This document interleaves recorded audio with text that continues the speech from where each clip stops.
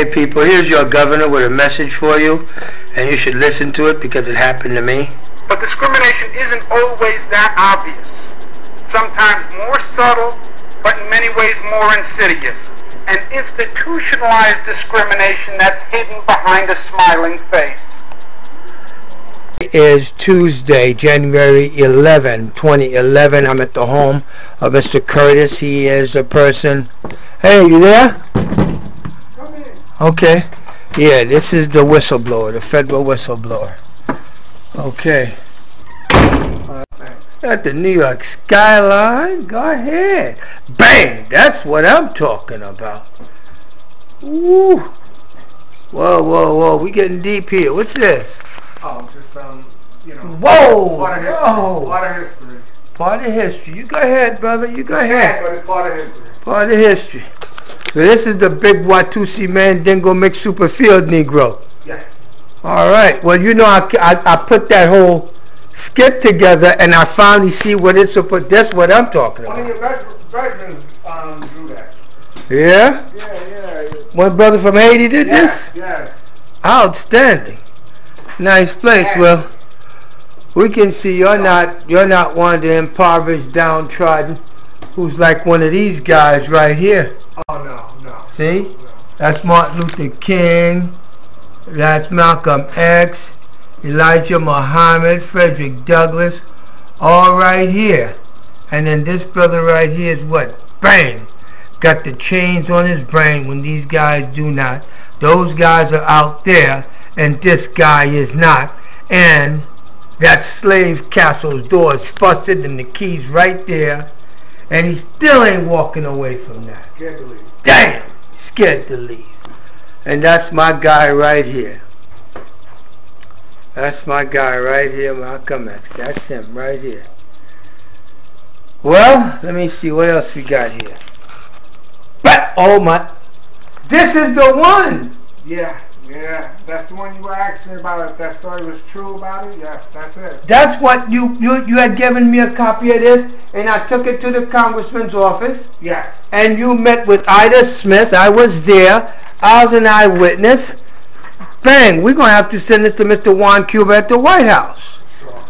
Okay, and I've got a letter from the Justice Department, and I've been trying to show people, you know, what exactly, and people of authority, because the newspapers have been, they don't want to print my story no more about the redlining scheme that I took to the congressman's office, and they did all kinds of things, calling me crazy, defamed me. The VA gave me a whole bunch of medication, which in fact I didn't need as a chemical restraint.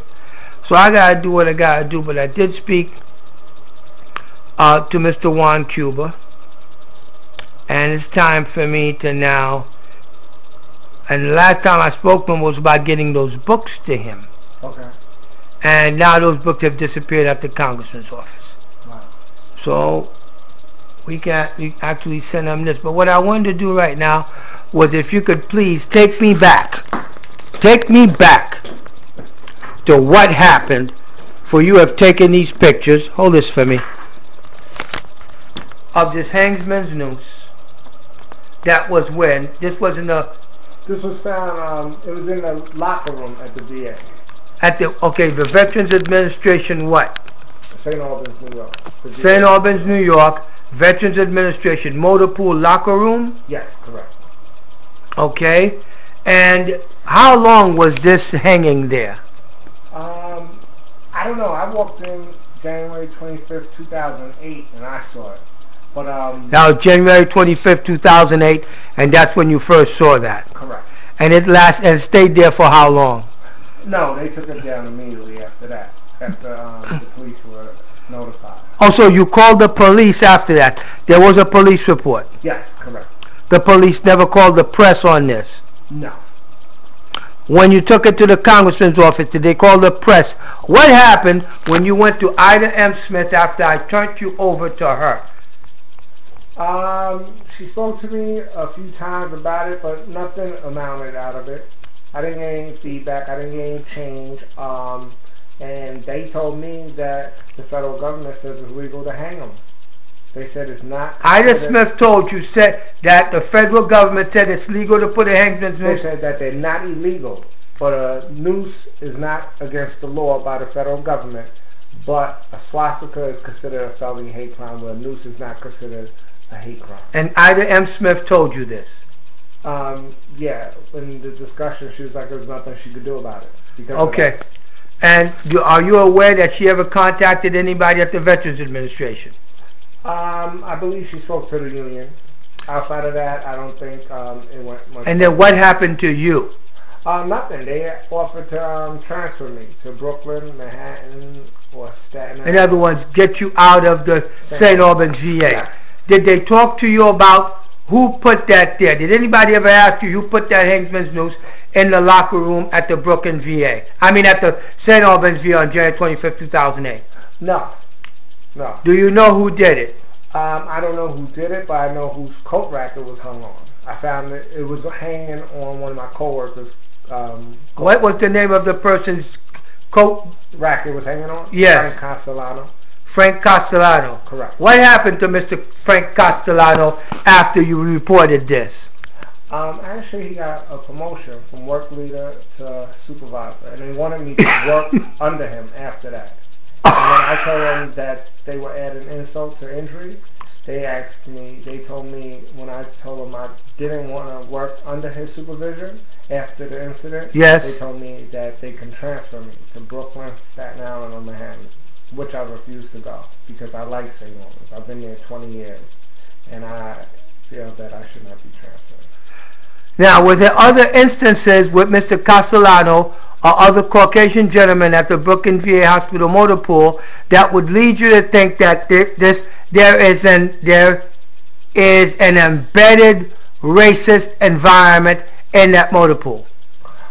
Yes, I would think so. Because, elaborate, please. Well, a brief incident to me happened roughly about 15 years ago. I came in there as a motor pool operator, as a motor vehicle operator, and shortly after that, 2 Caucasians came in there, and they were made grade 8s, and I was a grade 7. And when I brought it to their attention, saying, "How come I'm a 7 and they're 8s?" They told me when I get an ACDL license, they'll make me a grade 8. Immediately, within 2 to 3 seconds, I reached in my pocket, handed them a Class A CDL license. And they kept promising me to give me the grade, and they never did. So at the time, there were 3 tractor operators, which me being one, the first one, and then the 2 Caucasians that came after me. So it was... You had more time in grade, more time in service than they did. Yes, and they were made 8s when they walked in the door. Okay. And I was never. Here it is, 17 years later, and I'm still a 7. So it looked like you sound like somebody, federal government owe you some money. Yeah, with some interest. With some interest in back pay. Yeah, 17 years. Pay a little pain and suffering, a little humiliation and degradation. And then this is what I'm rewarded with. And bang! That's what you know Frank Castellano did it, don't you? I would surmise that it does belong to him. You suspect him? Yes. Now, tell me about the other guy who put a little hangman's noose in the hands of that female 6 months ago at the Brooklyn VA. You can tell it. You're a federal whistleblower. You should be protected. And we're sending this to the White House. Well, another coworker of mine, I heard they had an incident too where somebody personally handed them a noose. So a white guy handed a black woman a hangman's noose. Yeah. And he ended up getting fired. Yes. And not right now she's on leave with mental distress. Correct. Well, what happened to you? How come you ain't all shell-shocked? I am shell-shocked. It's a challenge each and every day to go to work. Matter of fact, it's hard talking about it, even like right now. I want to stop talking about it right now. Did you go see some people, man? Yeah, I did. But I can't get into your medical records, man. I'm not going to get into that with you. Now, I want you to tell me your name. Tell me your name, and give me the name. I got to have a name. Curtis.